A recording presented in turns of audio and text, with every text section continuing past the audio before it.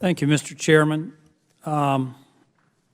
Shalansky, you clerked for the U.S. Court of Appeals for the D.C. Circuit. You also clerked for the U.S. District Court in Philadelphia and later for Justice Scalia, the U.S. Supreme Court.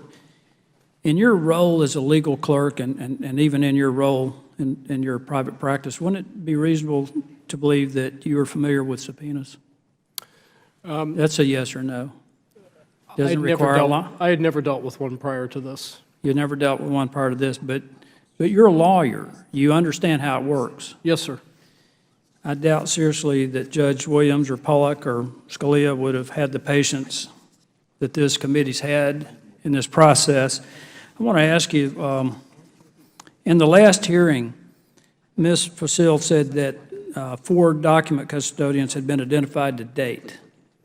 Since then, through interviews conducted by this committee, we have learned that there are at least 4 additional IRA staff that were responsible for the review of the rule not previously identified by OMB or ORIA.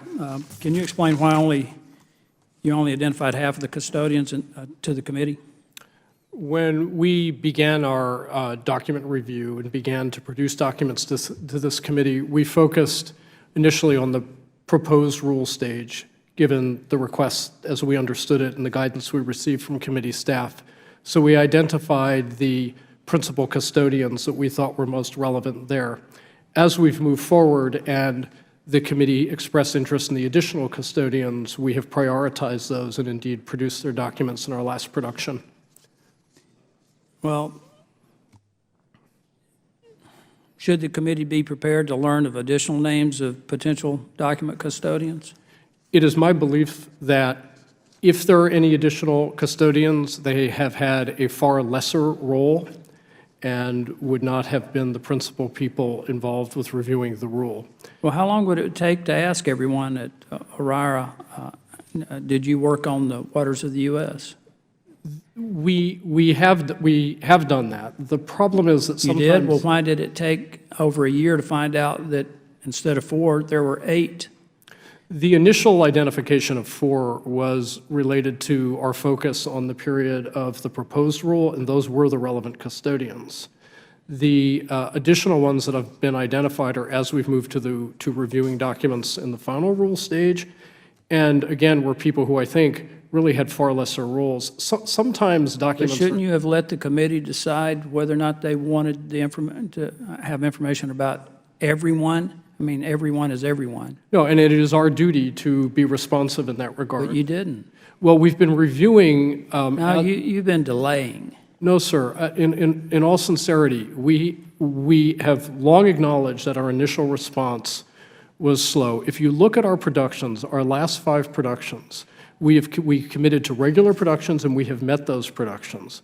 We've also committed to making our productions faster to the extent we can. Since my last hearing, we have given our largest production to date. It is my hope we are moving very okay, let me move to something else. Through the end of these.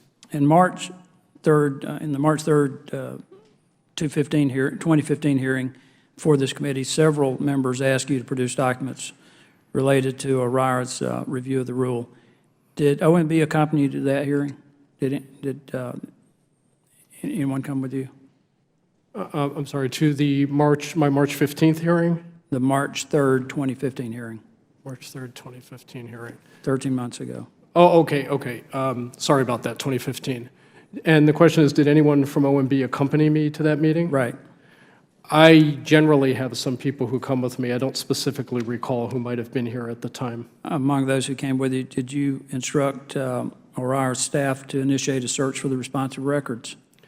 As soon as we received the request for documents, I personally immediately instructed OIRA staff to search their records. Did anyone tell you not to initiate a search at that time? No, sir.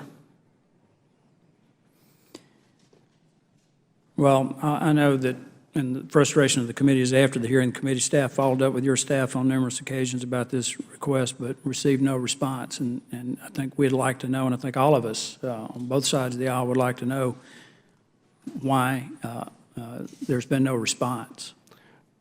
I think that there has been constant engagement between our staff and your staff. And in particular, I would point that since December, we have produced 5 regular document productions and are hard at work on our next one.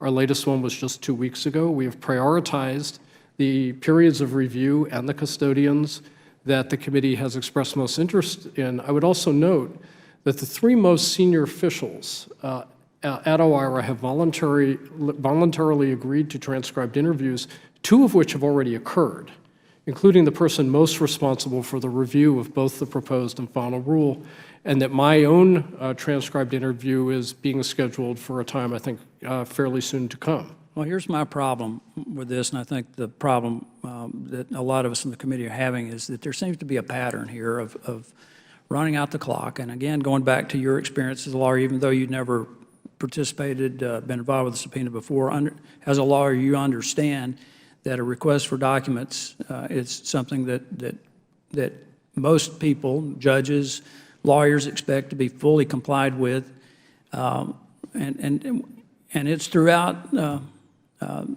administration. We've seen this time and time again, and I just frankly have a hard time believing that there's been a good faith effort to produce the documents in a timely manner. Thank you, Mr. Chairman. I yield back.